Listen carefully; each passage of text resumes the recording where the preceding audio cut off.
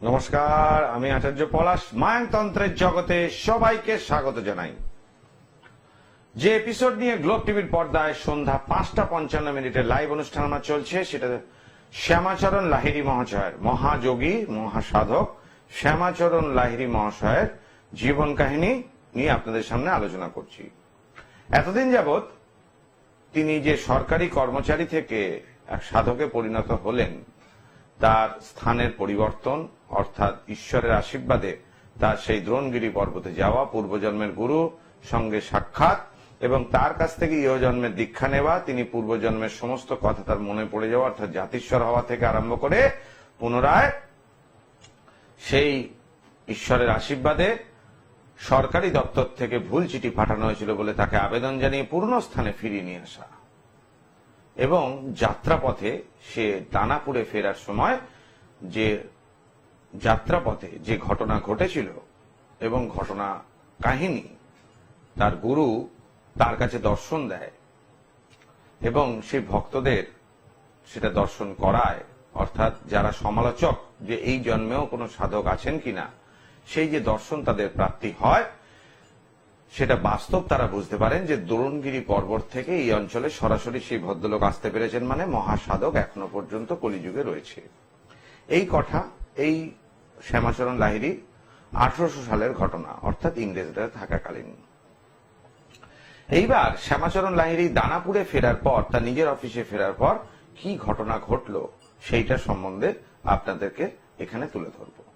ভারতবর্ষের সাধক নিয়ে আমার যে প্রোগ্রাম থাকে গ্লোব টিভির পর্দায় সকাল 11:40 এবং সন্ধ্যা 5:55। এই ভারতবর্ষের সাধকদের সম্বন্ধে আপনাদের কাছে তাদের বাণী এবং জীবন কাহিনী তুলে ধরার জন্য আমাকে তাদের জীবন কাহিনী পড়তে হয়েছে এবং আপনাদের সামনে সেটাকে তুলে ধরতে হয়েছে।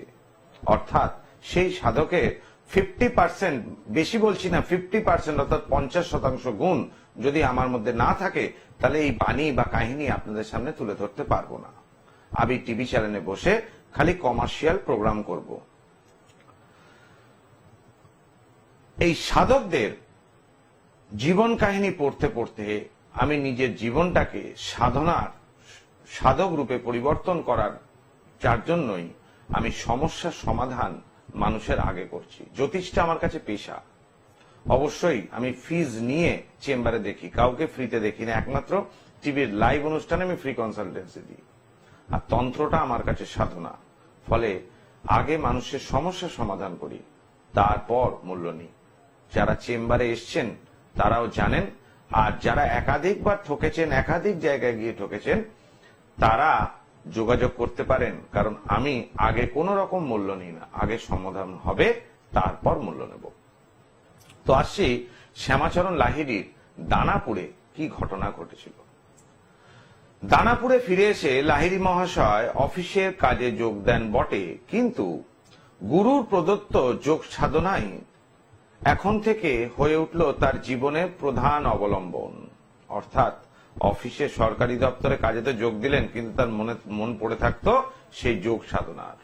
কারণ শ্যামাচরণ লাহিড়ীর গুরু ত্রম্বক বাবা মহাযোগী, তিনি একদিন মাত্র সময় পেয়েছিলেন তার শিষ্যকে দীক্ষা দেওয়ার জন্য এবং তাকে হঠযোগ পারদর্শিতা করার জন্য। যে গুরু প্রদত্ত শক্তিতেই শ্যামাচরণ লাহিড়ী শক্তিমান হয়ে ওঠেন একদিনের মধ্যেই, কারণ গুরুর কাছে অত সময় ছিল না যে তাকে এটা ট্রেনিং দেওয়ার জন্য যে পিরিয়ডসটা দরকার, সে পিরিয়ডসটা তিনি পাননি, যার জন্য একদিনের মধ্যেই সমস্ত ঘটিয়েছেন।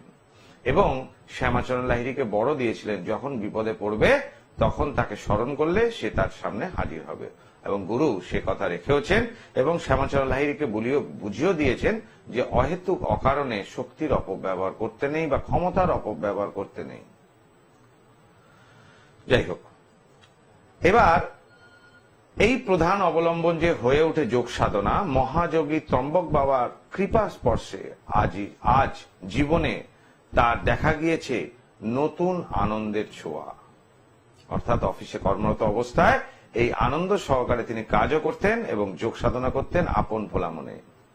অফিসের কাজকর্ম শেষ হলে নীরবে লোকচক্ষুর আড়ালে সরে পড়তেন এবং নিজেকে নিমজ্জিত করতেন যোগ সাধনায়। অফিসের ওপরওয়ালা সাহেব শ্যামাচরণ লাহিড়ীর এই উদাসীনতার কারণে তাকে পাগলা বাবু বলে ডাকতেন। অফিসের বড়বাবু ইংরেজ সাহেব তাকে পাগলা বাবু বলে ডাকতেন। সেবার একটি ঘটনায় শ্যামাচরণ লাহিড়ী যোগ বিভূতি প্রকাশ পেয়ে ওঠে। অফিসের সাহেবকে কয়েকদিন যাবৎ বড়ই বিষণ্ণ দেখাচ্ছিল। সেই ঘটনাটা আপনার বলি যে কেন তিনি তার এই যোগ বিভূতি প্রকাশিত হয়, কিভাবে হয়। অফিসের সাহেবকে কয়েকদিন যাবৎ বড়ই বিষণ্ণ দেখাচ্ছিল। শ্যামাচরণ সাহেবকে কারণ জিজ্ঞাসা করলে তিনি বলেন তার স্ত্রী অসুস্থ ছিল। এখন তার কোনো খবর নেই। সাহেবের চিন্তা তার স্ত্রী এখন গুরুতর অসুস্থ হয়ে পড়েছে। বলে রাখি, তখনকার দিনে যোগাযোগের জন্য কিন্তু টেলিগ্রাম থাকতো আর চিঠির মাধ্যমে, তখন কিন্তু টেলিফোনিয়া অর্থাৎ টেলিফোন ব্যবস্থাটা শুরু হয়নি। সুতরাং চিঠির মাধ্যমে আর টেলিগ্রাম এর মাধ্যমে কিন্তু কথাবার্তা আদান প্রদান হতো। তো সেই সময় স্ত্রীর সংবাদ কিছুদিন যাবৎ পাচ্ছিলেন না, পেয়েছিলেন লাস্ট স্ত্রী অসুস্থ ছিল, যার জন্য পাচ্ছেন না বলেই সাহেবের চিন্তা হলো স্ত্রী হয়তো গুরুতর অসুস্থ। জয় মা তারা, কে রয়েছেন লাইনে? জয় মা তারা, বলুন কে বলছেন, কোথা থেকে বলছেন? দুর্গাপুর থেকে। কি নাম আপনার? মমতা সাউ। আচ্ছা, আপনার নাম কি? আচ্ছা, জন্ম তারিখ মমতার?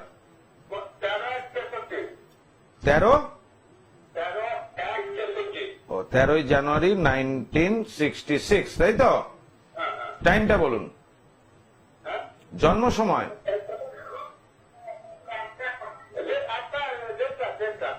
সকাল দুপুর 1:30টা। জন্মস্থান কোথায়? দুর্গাপুর। প্রশ্ন কি নিয়ে?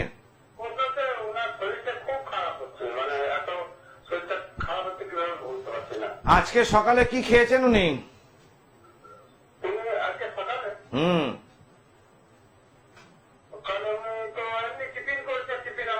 টিফিন করেছেন। বৃহস্পতিবার জন্মবার মমতার?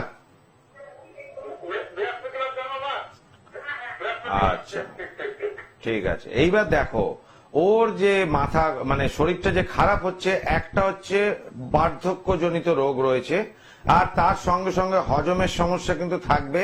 ইউট্রাসে একটা বড় সড়ো সমস্যা হতে পারে, অপারেশনও হতে পারে, বা ক্যান্সারের আকার নিলেও নিতে পারে এই সমস্যাটা।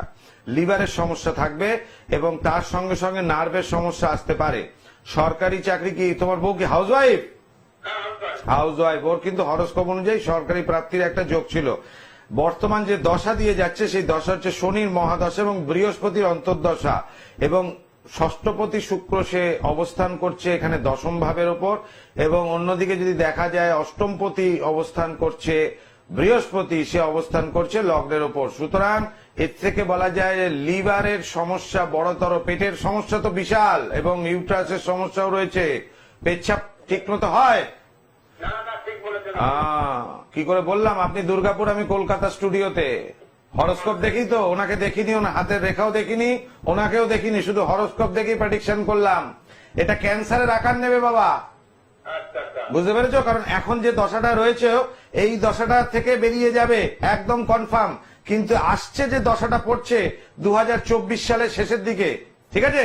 দশা পরিবর্তন হচ্ছে তোমার স্ত্রীর, তাই পরের দশাতে কিন্তু সেই রোগটাকে বড় সড়ো আকারে ধারণ করবে। গলব্লাডার অপারেশন হয়ে গেছে?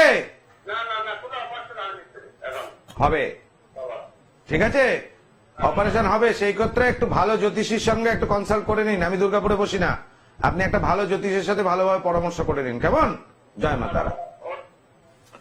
দর্শক বন্ধু, আমি প্রত্যেকে সহযোগিতা করি। যারা গ্লোব টিভির পর্দায় ফোন করতে চাইছেন, যে কোনো সরাসরি ফোন করার জন্য নাম্বার রয়েছে, আর বুকিং নাম্বার হচ্ছে 9836396305 এবং 9836955394, 9836396305। এই দুটি নাম্বারই আপনারা ফোন করতে পারেন।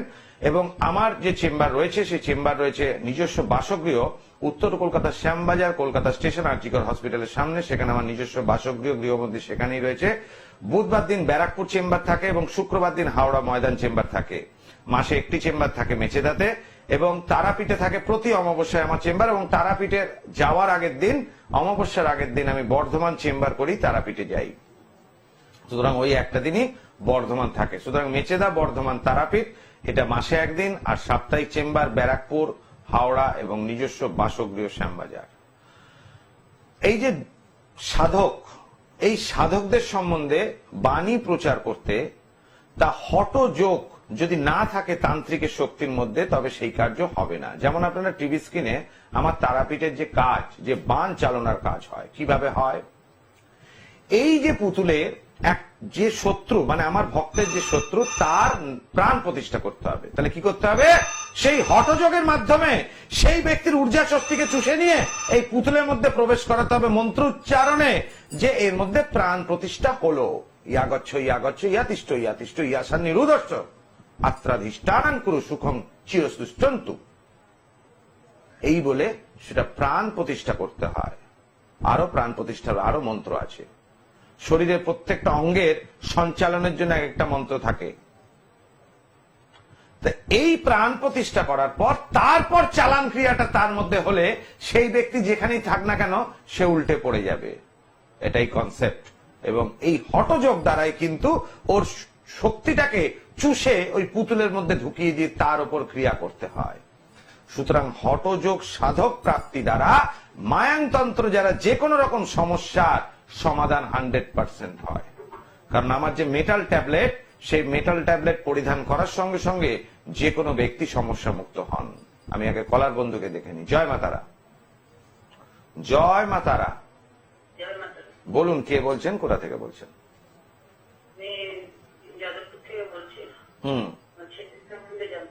ছেলের নাম কি?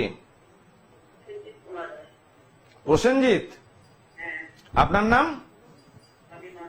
আচ্ছা, বলুন প্রসেনজিতের জন্ম তারিখ। 16/11/1992। টাইম? সন্ধে 6:15, মানে 6:15। জন্মস্থান তো কলকাতা আশা করি। 1992, 8 বছর, আর ওখানে 32 বছর বয়স ছেলের এখন, তাই তো? সোমবার জন্মবার? সোমবার জন্মবার? সোমবার তো? আমি যেটা দেখতে পাচ্ছি ওর হচ্ছে বৃষ লগ্ন, কর্কট রাশি, অশ্লেষা নক্ষত্রে জন্ম। প্রশ্ন কি নিয়ে বলুন মা?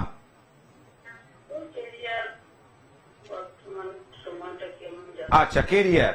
তো এখন ছেলে করছে কি? হ্যাঁ, হ্যালো, কি কাজ করছে ছেলে? সুইটি কোম্পানির ডেলিভারি কাজ করে। ঠিক আছে, তা একটু বেটারমেন্ট চাইছেন কি ব্যাপারে? মানে ছেলে কি অন্য কিছু করতে চাইছে? কিছু বলছে না। Very good. শুক্রের মহাদশা, রাহুর অন্তর্দশা দিয়ে যাচ্ছে। ছেলের বিয়ে হয়েছে? বিয়ে হয়নি। বিয়ের যোগাযোগ সম্বন্ধ দেখুন, ঠিক আছে? বিয়ের সময় চলছে ছেলের, বিয়ের সময় চলছে, ডেলিভারি কাজ খুব ভালো হবে, ঠিক আছে? কিন্তু ওর একটা সমস্যা রয়েছে, ওর কিন্তু একটা প্রবল দুর্ঘটনা যোগ রয়েছে, যখন তখন অ্যাক্সিডেন্ট হতে পারে। মঙ্গল শনি ডাইরেক্ট কানেকশন ওর জন্ম ছকের উপর রয়েছে, এবং সেটা রাশিস্থ অবস্থায় এবং সপ্তম ভাবে। এটা দুটো নির্দেশ করে, শরীর দুর্ঘটনায় অঙ্গহানি হওয়া এবং বিবাহ বিচ্ছেদ হওয়া, দুটো জিনিস নির্দেশ করছে। কিন্তু মেয়ের ছেলের এখন বিয়ের যোগ চলছে। সুতরাং এই জায়গাটা যে কাজটা করছে সেটা ভালো, এবং রোজগারের জায়গাও সব দিন হয়তো ঠিক মতো হয় না, কোনো কোনো দিন বেশি হয়, কোনো কোনো দিন কম হয়। এবং এমনি ছেলেটি খারাপ ছেলে নয়, তবে শারীরিক সমস্যা বলতে অ্যাক্সিডেন্ট হতে পারে হঠাৎ করে, আর বিবাহ হওয়ার পর একটা ডিস্টার্ব আসবে। এই দুটো সমস্যাই রয়েছে। কেমন? একটু ভালো জ্যোতিষের পরামর্শ নিন, আশা করি সমস্যাটা মেটালে ঠিক হয়ে যাবে। জয় মা তারা। এই যে আমার বিচারটা থাকে একদম পারফেক্ট, যে মানুষের জীবনের সমস্যা কি কারণে তৈরি হয়েছে। প্রথম যিনি কলার, তার সমস্যা ছিল, দ্বিতীয় কলারের অত সমস্যা নেই, কিন্তু দ্বিতীয় কলার শখে ফোন করেছে, কিন্তু যেটা তার প্রশ্ন ছিল সেটাই সে করতে পারল না। সেটা কি প্রশ্ন? যে সে তার ছেলে কারুর সাথে হয়তো প্রেম করছে কিনা, এইরকম একটা প্রশ্ন ছিল, যাকে তার পছন্দ নয় বা এরকম কিছু একটা ব্যাপার। কিন্তু সেটা তিনি ওপেন টিভি অনুষ্ঠানে করতে পারলেন না। যাই হোক, তো সেক্ষেত্রে মানুষের জীবনের সমস্যা তিনটি কারণে হয়। একটা গ্রহগত কারণ, একটা বাস্তুগত কারণ, আর একটি তৃতীয় ব্যক্তি দ্বারা ক্ষতি করলে। এই যে ধারণ ছাড়া প্রতিকার বলি, এই ধারণ ছাড়া প্রতিকার কিভাবে হয়, আমার বিচারটা প্রথমে দেখে নি যে কোন জায়গাটা ড্যামেজ হয়েছে, এই প্রেডিকশনটা আমার একদম পারফেক্ট হয়, যার জন্য রেমিডিটাও এক চান্স হয়। যেটা বলে সব তন্ত্র বারবার, মায়াংতন্ত্র একবার। তন্ত্রের গুণাগুণ তো আছেই, তার সাথে জ্যোতিষ বিচারটাও রয়েছে। এইবার তন্ত্রের গুণাগুণ আচার্য পলাশের মেটাল ট্যাবলেটের ঝুড়িমালা ভার, যেটা পরিধান করলে সমস্যা মুক্ত হবেন হবে। আর যারা ধারণ ছাড়া প্রতিকার, সেই ব্যক্তির ছবি আর নাম নিয়ে এই যজ্ঞেতে যদি ক্রিয়া করি, তাহলে সেই ব্যক্তির অশুভত্ব খণ্ডন করে তার বাধা বিঘ্ন নাশ করে তাকে সমস্যা মুক্ত করাটাই হচ্ছে কাজ। এবং ধারণ ছাড়া প্রতিকার যজ্ঞ ছাড়া সম্ভবপর নয়। কেউ যদি চালান করে এই ক্ষতিটা আপনাকে করে থাকে, সে আদিবাসী তন্ত্র দ্বারা হোক, মুসলিম তন্ত্র দ্বারা হোক, আর কালাজাদু তন্ত্র দ্বারা হোক, 100% মায়াং তন্ত্র দ্বারা এই সমস্যা থেকে মুক্ত করা যাবে। সে সমস্যা শরীর স্বাস্থ্য অসুস্থর মতো হোক না কেন। আমি বলি রোগ হলে আগে ডাক্তার দেখান, অবশ্যই রোগ হলে আগে ডাক্তারের কাছে যান। যদি ডাক্তারবাবু রোগ সারাতে না পারেন, তখন আচার্য পলাশ আছে। তাহলে ধরতে হবে তৃতীয় ব্যক্তি দ্বারা ক্ষতি রয়েছে। তাহলে সেক্ষেত্রে গা হাত পায়ে ব্যথা, সারা শরীরে গিটে গিটে ব্যথা, থেকে থেকে জ্বর আসে, এমন কি কবজ আছে যেটা কোমরে পরিয়ে দিলে সঙ্গে সঙ্গে সেই গাছের শেকড়ের সঙ্গে আপনার এই ব্যথা জ্বর জারি চলে যাবে। পেটের যন্ত্রণা, নাভি থেকে ব্যথা উৎপন্ন হচ্ছে, আত্মবিশ্বাস কমে যাচ্ছে, মাঝে মধ্যে পটি হয়ে যাচ্ছে, কন্টিনিউ বান মেরেছে, তার সঙ্গে সঙ্গে গা ম্যাচ ম্যাচে ভাব।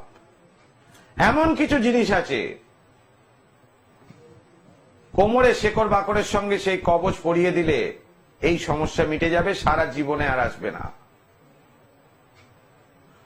বৃষ্টি হচ্ছে না, মনে হচ্ছে গায়ের মধ্যে কিছু পড়ছে, রাত্রে ঘুমোচ্ছেন, মশা নেই মশারির ভেতর, বা মশা নেই, ছাড়পোকা নেই, অথচ কে ফুটোচ্ছে কিছু একটা। আপনি খালি পায়ে ঘরে আটেন পরিষ্কার মেজে, কিন্তু পায়ের তলায় ছোপ ছোপ ফুটো ফুটো হয়ে যাচ্ছে, চামড়া উঠে যাচ্ছে, কেন হচ্ছে? অবশ্যই এটা বান লাগার কাজ। হঠাৎ হঠাৎ করে টলে টলে যাচ্ছেন, লোকে বলে ডিসব্যালেন্স, বয়স হয়েছে বলে। ডিসব্যালেন্স কেন হচ্ছেন? গ্রহগত কারণে না শত্রু দ্বারা ক্ষতি? তাহলে সেই শত্রুর অ্যাকশন যদি থেকে যায়, তো সেই জায়গাটা থেকে বের করা ঠিক সম্ভব আচার্য পলাশের দ্বারা। কারণ মায়াংতন্ত্রে না বলে কিছু হয় না। অবশ্যই প্রত্যেকটা মানুষ আমার কাছে এসে উপকার পান কেন? আমি আগে সমস্যা মুক্ত করি, তারপর মূল্য নিই। অবশ্যই কাজের জন্য, তন্ত্রের জন্য যে মূল্য, কিন্তু জ্যোতিষ অর্থাৎ আমার ফিস, পারিশ্রমিক কিন্তু নিয়ে আমি চেম্বারে দেখি। আমি বিনা পয়সায় কাউকে দেখি না, কারণ জ্যোতিষটা আমার কাছে পেশা, তন্ত্রটা আমার কাছে সাধনা। প্রতিটা মানুষ যারা একাধিক জায়গায় গিয়ে ঠকেছেন, তারাও আমার কাছে এসে উপকার পান। এই টেকনোলজি, প্রত্যেকটা জিনিসের একটা নিজস্ব টেকনোলজি থাকে, তো তন্ত্রেরও একটা টেকনোলজি আছে। এই টেকনোলজিকে আয়ত্ত করতে হবে, নইলে আর পাঁচটা দোকানদারিদের মতো জ্যোতিষীকে লোকে বিক্রেতা ভাববে, যে পাথর বেচা বিক্রেতা বা কবচ বিক্রির বিক্রেতা। আমি কোন সেলার নই, আমি কাউকে বিক্রি করি না কিছু। আমাকে অনেকে ফোন করে জিজ্ঞেস করেন পারস শিবলিঙ্গের কি দাম, মেটাল ট্যাবলেটের কি দাম। তো এগুলো কোনো দামে হয় না, এটার কার্যকারিতাই আসল। তো যে প্রসঙ্গে আমি ছিলাম সেটাই আসি। তার আগে বলে রাখি, প্রতি অমাবস্যায় তারাপীঠ মহাশ্মশানে আমার এই মহাযজ্ঞ, যে আপনারা টিভি স্ক্রিনে দেখছেন, এই মহাযজ্ঞে আহুতি দেওয়ার পর এবং ক্রিয়া করার পর একজনও ব্যক্তি নেই যার কাজ হয়নি এরকম বলতে পারেন। কারণ মানুষের সমস্যা কিভাবে মুক্ত হবে, সেই সিস্টেম, মানুষকে সমস্যা মুক্ত করার সিস্টেম, আমার ভক্তদের ভালো রাখার সিস্টেম আমার জানা আছে, এবং সেই সিস্টেম দ্বারাই, টেকনোলজি দ্বারাই সবাইকেই সেই সমস্যা মুক্ত করি। এবার আসছি শ্যামাচরণ লাহিড়ীর বাকি অংশে। কি ঘটলো, কি ঘটালেন পাগলা বাবু শ্যামাচরণ লাহিড়ী।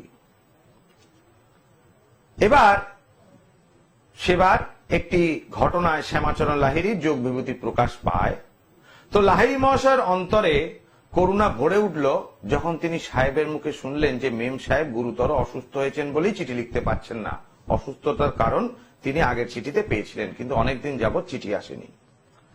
শ্যামাচরণ লাহিড়ী মহাশয় তার সাহেবকে আশ্বাস দিলেন সেই দিনই তিনি মেম সাহেবের সংবাদ তাকে এনে দেবেন।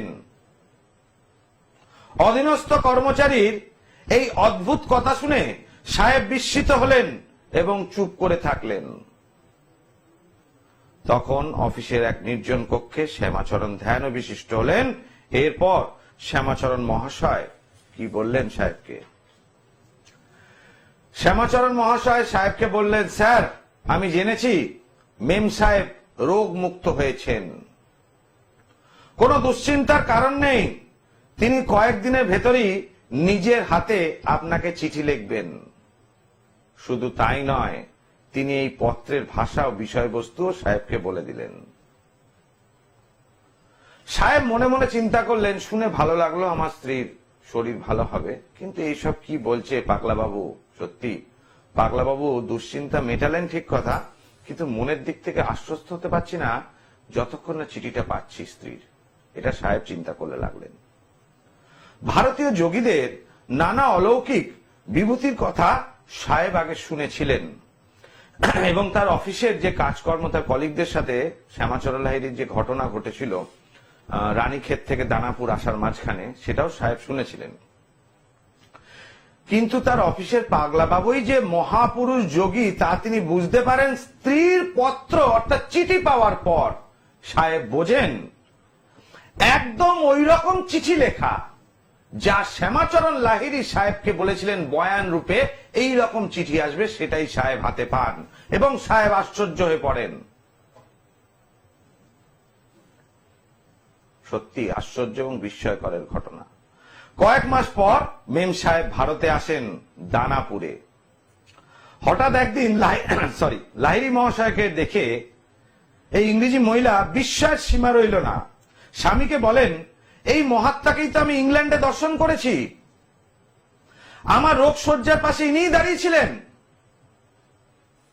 জীবন বাঁচার কোনো আশা ছিল না, তখন এনার কৃপায় অলৌকিকভাবে আমার রোগ মুক্তি ঘটেছে, আমার জীবন আবার আমি ফিরে পেয়েছিলাম।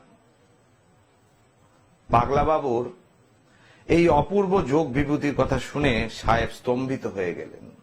সমস্ত অফিস এবং আশেপাশে এই ঘটনা রটে গেল।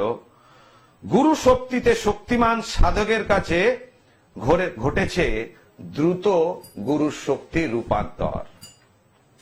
এই যোগ সাধনার আগে আপনাদেরকে বলেছিলাম শ্রীমৎ তৈলঙ্গ স্বামী তার যোগ সাধনা এবং হঠযোগ, তিনি 10 বছর তিনি সেই হঠযোগ আয়ত্তে নিয়ে আসেন। সেই 10 বছর হঠযোগ আয়ত্তে নিয়ে আসার পর এমন শক্তিশালী হন তৈলঙ্গ স্বামী। এবং গুরু যে ত্রম্বক বাবা, যিনি শ্যামাচরণ লাহিড়ীর গুরু, তিনি সর্বশক্তি উজাড় করে দিয়েছিলেন শ্যামাচরণ লাহিড়ীকে, যাতে পরিবারে থাকা ব্যক্তিদের হঠযোগ কিভাবে শেখান এবং সেই যোগ সাধনার বিস্তার। কারণ এই যোগ সাধনা একটা গুহ্য বিদ্যাতন্ত্রের, যেটা আমাদের দেশ থেকে প্রায় লুপ্ত প্রায় হয়ে গিয়েছে, সেটা ত্রম্বক বাবা বুঝেছিলেন। যার জন্য শ্যামাচরণ লাহিড়ীর ওই যে প্রচেষ্টা ওই সাল থেকে চলে আসছিল 1861 খ্রিস্টাব্দ থেকে, এবং ওই সময় থেকে এখনো পর্যন্ত কিছু কিছু গুরুর আছে সেই হঠযোগ আয়ত্ত করার, এবং উপযুক্ত শিষ্য পেলে গুরু তাকে প্রদান করেন। যেমন আমার গুরুকে বলি আমি যে কলিযুগের পরশুরাম, আমার গুরু হচ্ছেন কলিযুগের পরশুরাম। এই হঠযোগ সাধনার জন্য যে কোনো অবস্থাকে পরিবর্তন করা সম্ভব। আজকের মতো এখানে বিদায় নিচ্ছি। আবার আসবো গ্লোব টিভির পর্দায় শ্যামাচরণ লাহিড়ীর আরো কিছু কাহিনী এবং ঘটনা বলি। এবার আশ্চর্য কিছু ঘটনা আপনাদেরকে শোনাবো। চোখ রাখবেন গ্লোব টিভির পর্দায় প্রতিদিন সকাল 11:40 এবং সন্ধ্যা 5:55। ওম সর্বমঙ্গল মঙ্গলে শিবে সর্বার্থ সাধিকে শরণ্যে ত্রম্বকে গৌরী নারায়ণী নমস্তুতে।